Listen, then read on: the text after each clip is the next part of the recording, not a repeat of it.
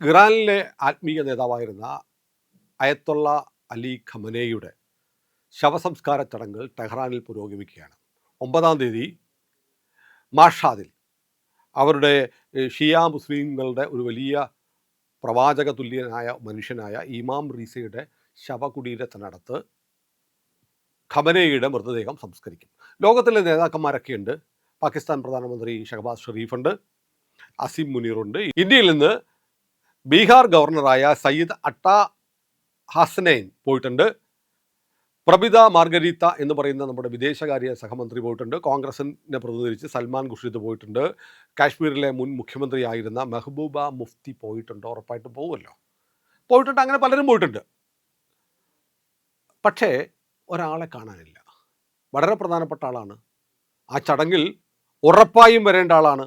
ആരാണെന്ന് ചോദിച്ചാൽ പുതിയ ഖമേനി, അയത്തുള്ള അലി ഖമനയുടെ മകൻ മോജ്തബ ഖമനയെ കാണാനില്ല. മോജ്തബ ഖമേനി എവിടെ പോയി? ഇതൊരു ചോദ്യമാണ്. കാരണം തൻ്റെ പിതാവിൻ്റെ ശവസംസ്കാരം നടക്കുകയാണ്. അദ്ദേഹത്തിൻ്റെ മക്കൾ, ബന്ധുക്കൾ, ചെറുമക്കളൊക്കെ അദ്ദേഹത്തിൻ്റെ മൃതദേഹം വച്ചിരിക്കുന്ന പേടകത്തിനടുത്ത്, ആ പേടകത്തിൽ അറബിയിൽ വിശുദ്ധ വചനങ്ങൾ എഴുതിയിട്ടുണ്ട്. അവിടെ നബിയുമായി നേരിട്ട് ബന്ധമുള്ള ഒരു തലപ്പാവ് ആ ശവപ്പെട്ടിയുടെ മുകളിൽ വെച്ചിട്ടുണ്ട്. സാധാരണ ഇസ്ലാമിക വിശ്വാസം അനുസരിച്ച് മരിച്ചാൽ ഉടനെ സംസ്കരിക്കേണ്ടതാണ്. പക്ഷേ യുദ്ധമായിരുന്നല്ലോ. ഫെബ്രുവരി 28-നാണ് ആ യുദ്ധത്തിൻ്റെ ആദ്യ ദിവസം തന്നെ ഇസ്രായേൽ തട്ടിക്കളഞ്ഞത് ഖമനയെ. അങ്ങനെ ഉള്ള ആളെ ഈ യുദ്ധ സാഹചര്യത്തിൽ കുറേ സമയം മാറ്റി വെച്ചിട്ടാണ് സംസ്കരിക്കുന്നത്. പക്ഷേ എന്തുകൊണ്ടാണ് അദ്ദേഹത്തിൻ്റെ പിന്തുടർച്ചാവകാശി എന്ന് പറയുന്ന മോജ്തബ ഖമനയി ഈ സംസ്കാര ചടങ്ങിൽ പങ്കെടുക്കാത്ത? സ്വന്തം പിതാവല്ലേ, അല്ലെങ്കിൽ തൻ്റെ മുൻഗാമിയല്ലേ, ആത്മീയമായി അദ്ദേഹത്തിൻ്റെ കസേരയിൽ ഇരിക്കേണ്ട ആളാണ്. എന്തുകൊണ്ട് അദ്ദേഹം പങ്കെടുക്കുന്നില്ല എന്നുള്ള ചോദ്യം വളരെ പ്രസക്തമാണ്. അപ്പോൾ ഇറാനിലേക്ക് പോകുന്നതിന് മുമ്പ് ഇറാനിലെ ഇന്ത്യൻ സ്ഥാനപതിയായ അയത്തുള്ള ഹക്കിം ഇലാഹിയെ വിമാനത്താവളത്തിൽ വെച്ച്, ദില്ലി വിമാനത്താവളത്തിൽ വെച്ച് ഇന്ത്യ ടുഡേയുടെ ലേഖിക അടക്കമുള്ള ഏതാനും മാധ്യമപ്രവർത്തകർ കണ്ടിരുന്നു. അവരോട് അദ്ദേഹം പറഞ്ഞത്, അവരുടെ ചോദ്യത്തിന് മറുപടിയായി പറഞ്ഞത്, മോജ്തബ ഖമനയി പങ്കെടുക്കും എന്ന് ഉറപ്പില്ല. അങ്ങനൊരു തീരുമാനം ഇതുവരെ എടുത്തതായി എൻ്റെ അറിവിലില്ല. കാരണം അദ്ദേഹം അതീവ സുരക്ഷയിലാണ്. അദ്ദേഹത്തെ പുറത്ത് കാണിക്കാൻ പറ്റുന്ന അവസ്ഥയില്ല. പുറത്ത് കാണിച്ചാൽ ഇസ്രയേൽ കൊന്നുകളയും എന്ന് പറഞ്ഞിട്ടുണ്ട്. ഇസ്രയേൽ കഴിഞ്ഞ ദിവസം പറഞ്ഞു, തട്ടും, ഉറപ്പായും തട്ടും, തട്ടിയിരിക്കും എന്ന് ഇസ്രയേൽ, നെതന്യാഹു, മൊസാദ് വീണ്ടും പറഞ്ഞിരിക്കെ ഞങ്ങൾക്ക് അദ്ദേഹത്തെ പുറത്ത് കാണിക്കാൻ പറ്റില്ല എന്ന് പറയുന്നു. ഒരുപക്ഷെ ഈ ശവസംസ്കാര ചടങ്ങ് നടക്കുന്ന സ്ഥലത്തേക്ക് ഇസ്രയേൽ വിമാനങ്ങൾ എറിച്ചെത്തി ബോംബിട്ടാലോ എന്നുള്ള ആശങ്ക ഇറാനുണ്ട്. ഇറാൻ മുന്നറിയിപ്പ് കൊടുത്തിട്ടുണ്ട്. 9-ാം തീയതി വരെ നടക്കുന്ന ഈ സംസ്കാര ചടങ്ങിനിടയ്ക്ക് എന്തെങ്കിലും വേലത്തരം കാണിച്ചാൽ അതിശക്തമായി തിരിച്ചടിക്കുമെന്നൊക്കെ ഇറാൻ പ്രഖ്യാപിച്ചു കഴിഞ്ഞിട്ടുമുണ്ട്.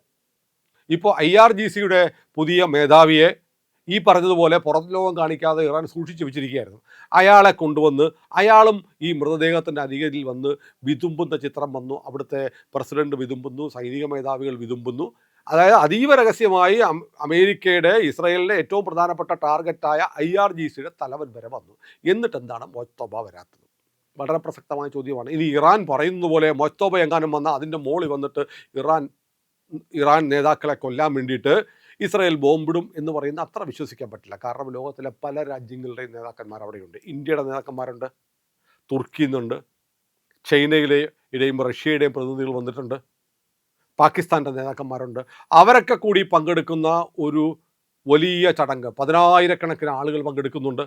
അങ്ങനെ ഒരു ചടങ്ങിലേക്ക് വന്ന് ഇസ്രായേൽ ബോംബിടും എന്ന് കരുതുന്നത് തെറ്റായ ഒരു കാര്യമാണ്. ഇസ്രായേൽ അങ്ങനെയൊന്നും ചെയ്യാൻ ഇസ്രായേലിന് കഴിയില്ല. കാരണം അത് അങ്ങനെ സംഭവിച്ചാൽ ചൈനയും റഷ്യയും ഇന്ത്യയും പാകിസ്ഥാനും എല്ലാം ചേർന്ന്, അവർക്കൊക്കെ അവരുടെ നേതാക്കന്മാരെ നഷ്ടപ്പെടുന്ന സ്ഥിതി ഉണ്ടായാൽ ഇവരെല്ലാം ചേർന്ന് ഇസ്രായേലിനെതിരെ യുദ്ധം ചെയ്യുന്ന അവസ്ഥയുണ്ടാവും.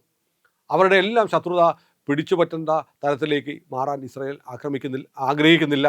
അതുകൊണ്ട് ഇസ്രായേൽ അങ്ങനെ ചെയ്യില്ല. ഇത്രയേറെ ആളുകൾ അവിടെ ഉള്ളത് കൊണ്ട്. ഒരുപക്ഷെ ഇറാൻ എന്തുകൊണ്ടാണ് ലോകത്തിലെ നേതാക്കന്മാരെയൊക്കെ അങ്ങോട്ട് ക്ഷണിച്ചതെന്ന് ചോദിച്ചാൽ അതൊരു ഇൻഷുറൻസ് പോളിസി പോലെയാണ്. ഇവരൊക്കെ അവിടെ ഉണ്ടെങ്കിൽ ഈ ഫെബ്രുവരി 28 മുതൽ ഇന്ന് ജൂലൈ 4 വരെ എവിടെയോ ഫ്രീസറിൽ സൂക്ഷിച്ചു വെച്ചിരിക്കുന്ന ആ മൃതദേഹം ഇപ്പോഴെങ്കിലും സംസ്കരിക്കുക. അതിന് ഒരു ഗ്യാരണ്ടി വേണം. ഇസ്രായേലും അമേരിക്കയെ ആക്രമിക്കത്തില്ല എന്ന് ഒരു ഗ്യാരണ്ടി കിട്ടാൻ വേണ്ടിയിട്ട് കൂടിയാണ് ലോക നേതാക്കന്മാരെ അവിടെ പ്ലേസ് ചെയ്തിരിക്കുന്നത്. ഒരു തർക്കവും ഇല്ലാത്ത കാര്യമാണ്. അത് കൃത്യമായി അറിയാവുന്നതുകൊണ്ടാണ് ഇന്ത്യയുടെ പ്രധാനമന്ത്രിയെ അങ്ങോട്ട് വിടാത്തത്. പ്രധാനമന്ത്രിക്ക് പകരം നമ്മൾ പ്രതിനിധികളെ അയച്ചു. കാരണം മാത്രമല്ല, പ്രോട്ടോക്കോൾ അനുസരിച്ച് മതനേതാവാണ്. മതനേതാവിൻ്റെ ശവസംസ്കാര ചടങ്ങിൽ ഇന്ത്യൻ പ്രധാനമന്ത്രിയോ ഇന്ത്യൻ ഉപരാഷ്ട്രപതിയോ ഇന്ത്യൻ രാഷ്ട്രപതിയോ ഒന്നും പോകേണ്ട കാര്യമില്ല. ഇനി അവിടുത്തെ പ്രധാനമന്ത്രി അല്ലെങ്കിൽ പ്രസിഡന്റ് ആണെങ്കിൽ ഇബ്രാഹിം റൈസി മരിച്ചപ്പോൾ നമ്മുടെ വൈസ് പ്രസിഡന്റ് പോയിരുന്നു, ജഗദീപ് ധൻഖർ പോയിരുന്നു. അപ്പോൾ അതൊരു കാര്യമാണ്, വളരെ പ്രധാനപ്പെട്ട കാര്യമാണ്. പക്ഷേ മൊയ്ത്തോബ എന്തുകൊണ്ട് വരുന്നില്ല എന്നുള്ള ചോദ്യം അപ്പോഴും ബാക്കിയാവുന്നു. മൊയ്ത്തോബയെ ഒന്നും ചെയ്യില്ല ഈ ആൾക്കൂട്ടമുള്ളപ്പോൾ. അവിടെയാണ് നേരത്തെ അമേരിക്കൻ പ്രസിഡന്റ് ട്രംപ് പറഞ്ഞ ഒരു കാര്യം. ട്രംപ് പറഞ്ഞ എന്താണ്? മൊയ്ത്തോബ ഖമനേയി ഒരു വെജിറ്റേറ്റീവ് സ്റ്റേജിലാണ്. അദ്ദേഹം കോമയിലാണ്, എണീറ്റ് നിൽക്കാൻ പറ്റുന്നില്ല, അബോധാവസ്ഥയിൽ കഴിയുകയാണ്. കോമ അവസ്ഥ അറിയാമല്ലോ, അതിൽ കഴിയുകയാണ് എന്നാണ് ട്രംപ് പറഞ്ഞത്. അതിനുശേഷം ഫെബ്രുവരി 28 തൻ്റെ പിതാവിനൊപ്പം മൊയ്ത്തോബ ഖമനേയിയും ഉണ്ടായിരുന്നു. വലിയ വ്യോമാക്രമണം നടത്തി ഇറാൻ്റെ പരമോന്നത നേതാവിനെ ഉൾപ്പെടെ കൃത്യമായി ടാർഗറ്റ് ചെയ്ത് നടത്തിയ ആക്രമണത്തിലാണ് അവർ കൊല്ലപ്പെട്ടത്. അപ്പോൾ അവിടെ മൊയ്ത്തോബയുണ്ടായിരുന്നു. അവരൊക്കെ ഗുരുതരമായ പരിക്കേറ്റ് ആ കെട്ടിടമാകെ പാടെ തകർന്ന് കൊല്ലപ്പെട്ടു. അവിടെ ഉണ്ടായിരുന്ന മൊയ്ത്തോബ മാത്രം ഒരു മിറാക്കിൾ പോലെ അത്ഭുതകരമായി രക്ഷപ്പെട്ടു എന്ന് പറയാൻ പറ്റില്ല. അദ്ദേഹത്തിന് ചില പരിക്കുകളൊക്കെ പറ്റിയിട്ടുണ്ടെന്ന് ഒരു ഘട്ടത്തിൽ ഇറാൻ സമ്മതിക്കുകയും ചെയ്തു. ആ പരിക്കുകളുടെ ഗ്രാവിറ്റി എത്രയാണ്, എത്രമാത്രം ഗുരുതരമാണ് എന്നത് അറിയില്ല. അമേരിക്കയുടെ ഇൻ്റലിജൻസ് റിപ്പോർട്ട് അനുസരിച്ച് അദ്ദേഹം കിടപ്പിലാണ്, കോമ സ്റ്റേജിലാണ്. അദ്ദേഹത്തിന് വേണ്ടി ചില പ്രസ്താവനകൾ വരുന്നതും ഒക്കെ മറ്റാരോ എഴുതുന്നതാണ്. ഒരു പക്ഷേ എന്തുകൊണ്ടാണ് മൊയ്ത്തോബയാണ് പിന്തുടർച്ച അവകാശി എന്ന് പറഞ്ഞതെന്ന് ചോദിക്കുമ്പോൾ ഇറാനിൽ ഒരു പക്ഷേ വലിയ ഒരു കലാപം ഉണ്ടാകാതിരിക്കാൻ, അച്ഛനും മരിച്ചു മകനും മരിച്ചു, അടുത്ത അവകാശിയില്ല എന്ന തരത്തിൽ വരുമ്പോൾ അതൊരു പക്ഷേ ഇറാനിൽ ഒരു വലിയ ആഭ്യന്തര കുഴപ്പത്തിനും അധികാര തർക്കത്തിനും ഒക്കെ കാരണമാകും. മൊയ്ത്തോബ ഖമനേയി കൊല്ലപ്പെട്ട് കഴിയുമ്പോൾ മകനെ അങ്ങോട്ടാക്കിയാൽ അടുത്ത മതനേതാവിൻ്റെ സ്ഥാനത്തിന് വേണ്ടി ഉള്ള ഒരു ആഭ്യന്തര ലഹള ഒഴിവാക്കാൻ പറ്റും. അതുകൊണ്ട് അയാളെ പ്രഖ്യാപിക്കുന്നു. അയാളെ മറ്റാർക്കും കാണാൻ കഴിയുന്നില്ല, അതീവ രഹസ്യമായി എവിടെയോ സൂക്ഷിച്ചിരിക്കുന്നു. ഏറ്റവും വിശ്വസ്തരായ ചില ആളുകൾക്ക് മാത്രം കാണാൻ പറ്റുന്ന തരത്തിൽ മൊയ്ത്തോബ ഖമനേയിയെ എവിടെയോ സൂക്ഷിച്ചിരിക്കുകയാണ്. ഞാൻ ഉപയോഗിക്കുന്ന വാക്ക് തന്നെ, സൂക്ഷിച്ചിരിക്കുകയാണ്. അല്ലെങ്കിൽ അദ്ദേഹം വരുമായിരുന്നു. ഇതാണ് പ്രധാനപ്പെട്ട കാര്യം. ഇസ്രായേൽ ഒരിക്കൽ പറഞ്ഞു അദ്ദേഹത്തിൻ്റെ മുഖത്തിൻ്റെ ഒരു ശരീരത്തിൻ്റെ ഒരു ഭാഗം മുഴുവൻ കത്തിക്കരിഞ്ഞു പോയിട്ടുണ്ട് എന്ന് പറയുന്നു. ഒരു ചിത്രം പോലും വന്നിട്ടില്ല. അദ്ദേഹം ജീവനോടെ ഉണ്ടെങ്കിൽ, നമുക്കറിയാം ഈ IS-ൻ്റെ ഭീകരന്മാരൊക്കെ വീഡിയോ സന്ദേശങ്ങൾ ഇറക്കും, വീഡിയോ ഷൂട്ട് ചെയ്യും, എന്നിട്ട് പറയും ഞങ്ങൾ അത് ചെയ്യും എന്നൊക്കെ പറയും. ഇറാൻ്റെ ഭാഗത്ത് നിന്ന് ഇന്ന് വരെ മൊയ്ത്തോബ ഖമനേയിയുടെ ഒരു ശബ്ദമോ ഒരു വീഡിയോയോ പുറത്ത് വന്നിട്ടില്ല ഫെബ്രുവരി 28 ശേഷം. അപ്പോൾ അമേരിക്ക പറയുന്നതിൽ, ഇസ്രായേൽ പറയുന്നതിൽ ചില കാര്യങ്ങളുണ്ട്. അല്ലെങ്കിൽ സ്വന്തം പിതാവിൻ്റെ ഭൗതിക ദേഹം നാളെയല്ല 9-ാം തീയതി സംസ്കരിക്കുന്നതിന് തൊട്ട് മുമ്പ് ഒരു ദിവസമെങ്കിലും അദ്ദേഹം വരണ്ടേ. ഇനിയും 2-3 ദിവസങ്ങളുണ്ട് കേട്ടോ.